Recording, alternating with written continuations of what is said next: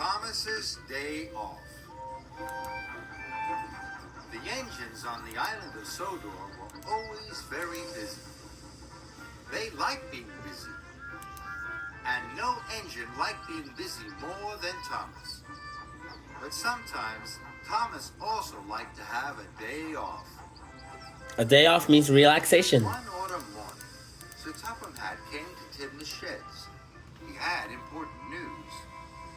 A new diesel engine has arrived on the island, he boomed. His name is Dennis. Derek Price? You must all help him to get to know the Sodor Railway.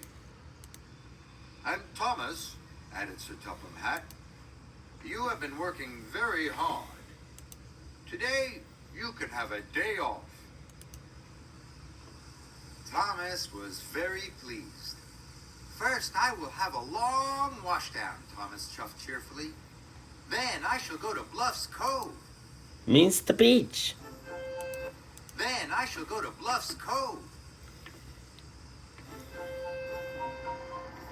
On his way to the washdown, Thomas saw a diesel he had never seen before. The diesel was huffing and puffing. Hello, Thomas tooted. You must be Dennis. What's the matter?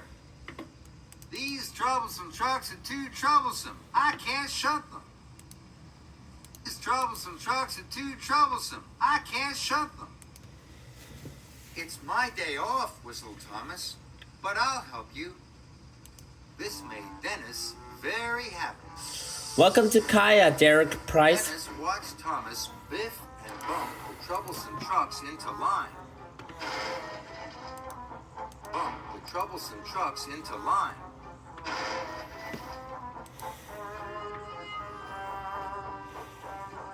All done, puffed Thomas. Me too. It was hard work, and he was tired. Thank you, Thomas, oiled Dennis. He was tired. Thank you, Thomas, oiled Dennis.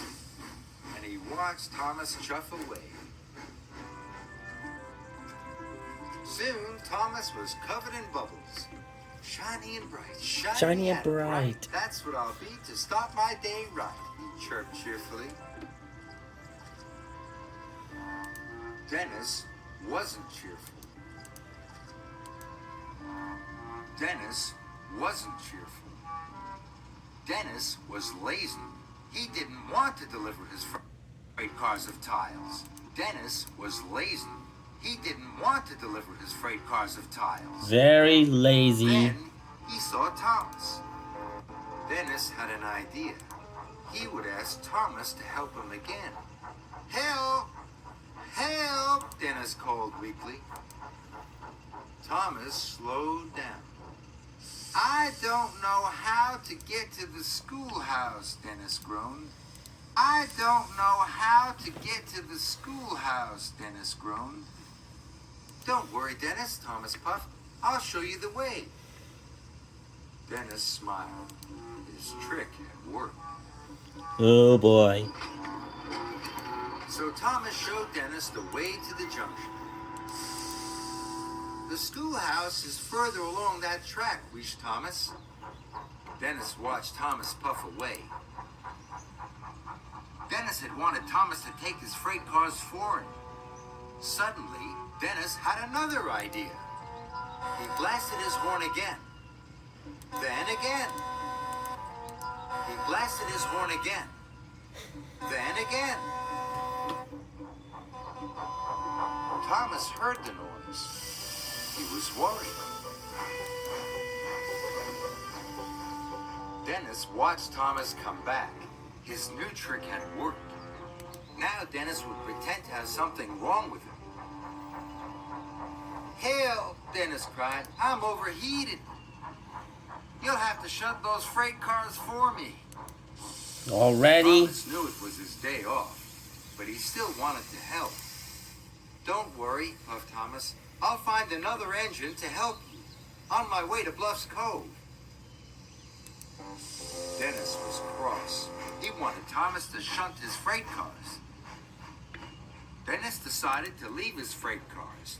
Then another engine will have to take them, he thought. Dennis raced away. Oh He boy. didn't care about the tiles. He didn't care about Thomas.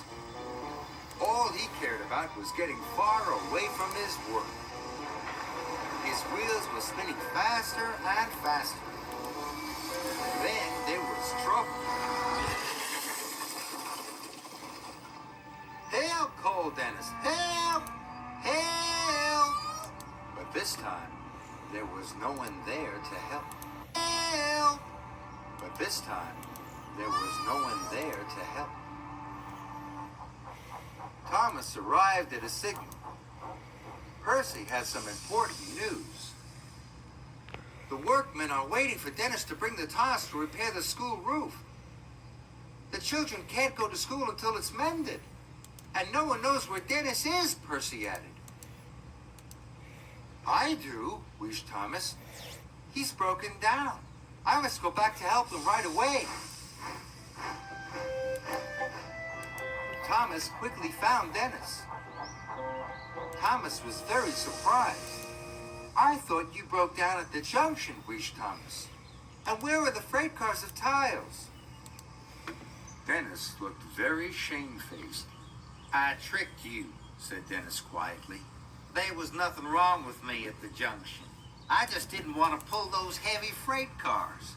I'm a really lazy engine," moaned Dennis. Dennis's wheels wobbled and his diesel oil dripped. Now Thomas could see that Dennis really was in trouble. So Thomas decided to help one more time. "I'll put you back onto the tracks," Thomas puffed. "Then I'll be your back engine. That way we'll get the tiles to the schoolhouse in double quick time."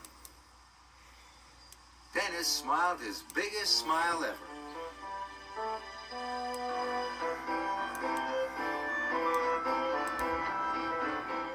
Dennis and Thomas finally pulled into the schoolhouse station.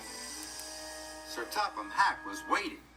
"Dennis, you have caused confusion and delay," he boomed. Dennis felt bad.